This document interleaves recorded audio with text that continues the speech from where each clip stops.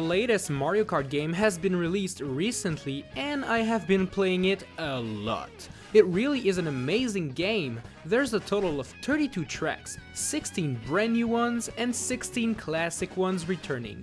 But which tracks are really worth your time? Well, I'm about to tell you my personal favorites. I'm Nicobbq and this is my top 8 new Mario Kart 8 tracks.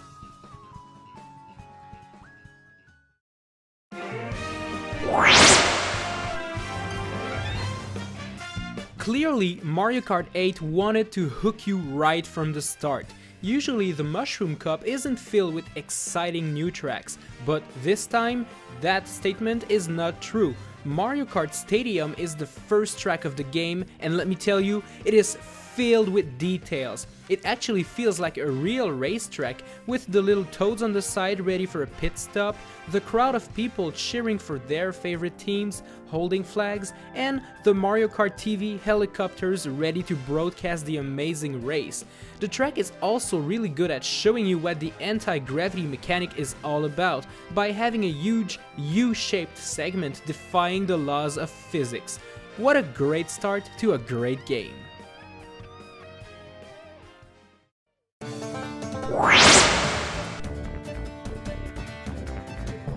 Since being introduced in Super Mario Bros. 2, we never really got a real backstory on Shy Guys. But thanks to Mario Kart 8, well, we don't have that much more actually. Still, we do know that Shy Guys are hard workers, they mine and sing while at it. Shy Guy Falls makes you race on dirt roads leading to a giant waterfall that you will climb up and down using the anti-gravity system. It is a pretty cool track.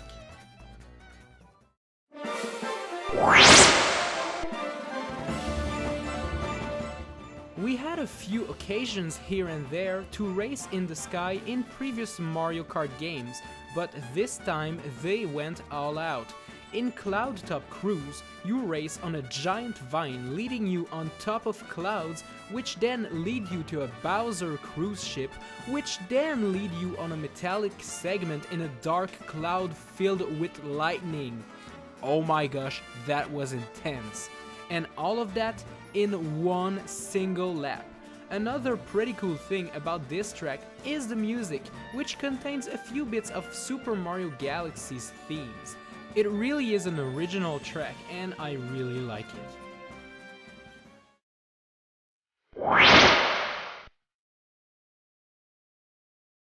As planned, the last track of the last cup is Rainbow Road. It always was like this, and I suppose it will always be. This version of Rainbow Road is way less rainbowy than expected. Rainbowy, is that even a word? Anyways, this time the track is more about spaceships than actual rainbows. Of course, there's a part featuring a rainbow road, but at the midpoint of the race there's a space station that you have to race around. It is pretty neat, but somewhat too short. What I like the most about this track are the spaceships flying around the track, particularly this giant blooper one. It is really cool. In the end, it was a somewhat disappointing Rainbow Road, but hey, it can't always be the better track.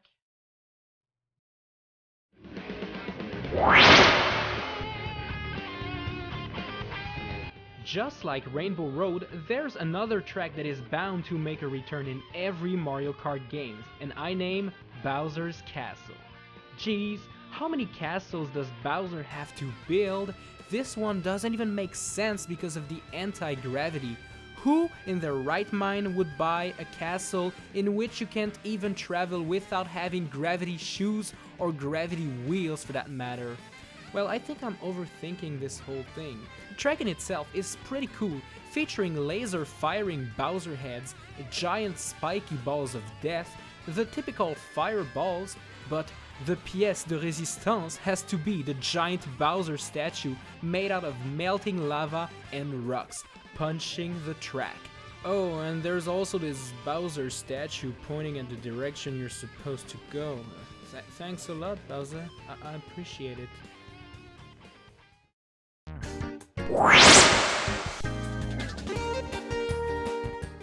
Not everyone enjoyed Super Mario Sunshine. I for myself actually liked it a lot, and I'm happy to see a race that is kind of themed around this game. Sunshine Airport, as the name implies, contains an airport, many airplanes, and a floating platform at the end. It seems that I am not the only one liking this track, because it gets picked all the time when playing online. Come on people, we want to play something else sometimes. There's a bunch of cool details in this track too. Did you notice that the planes have different paintings? For example, there's this one here of Mario, Luigi, Peach and the rest. At the end, when you're gliding back into the airport, if you look closely to the right, you can actually see Koopa Troopa Beach. Yes, the track first featured in Mario Kart 64 and then in Mario Kart 7. Isn't that amazing how every race are connected in a way?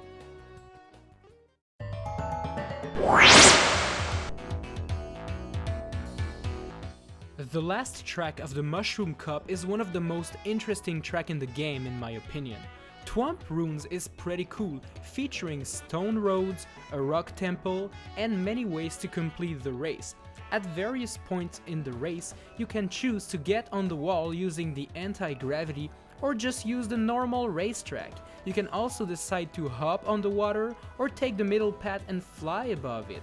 There's a cool shortcut at the end that you can use, but be sure not to fall down. There's also something really deep about this track. As we know, Thwomps are giant stone blocks. But can they die? You don't know? Well, let me tell you.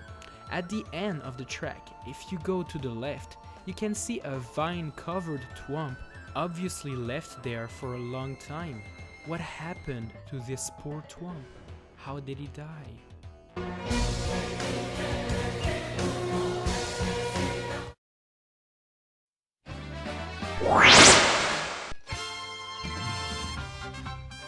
All that money Wario made in his various games led him to own many things, such as stadiums, coliseums, and now a mountain. Yup, Mount Wario, that's the thing. This race is one giant lap that starts on the top of the mountain in a giant helicopter. You make your way down by going through snow paths, then you reach some icy roads and dangerous paths inside the mountain itself. This leads to Wario's dam. Yeah, Wario has a dam too. This segment is particularly cool because you actually race on the side of the dam itself. The next segment is an undergrowth in which you have to race in between trees, or if you're me, you run into them. The final part of this race is made out of a slalom track, followed by a couple of bumps, and then finally a giant drop leading to the finish line. This track is actually an adventure in itself. It almost gets me excited for next winter. You know what? No, never mind. I didn't say that. No, never mind.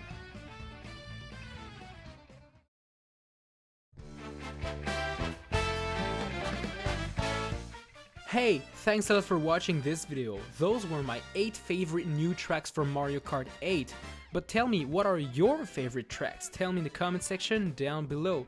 And stay tuned for the top 8 favorite retro tracks that made a return in Mario Kart 8.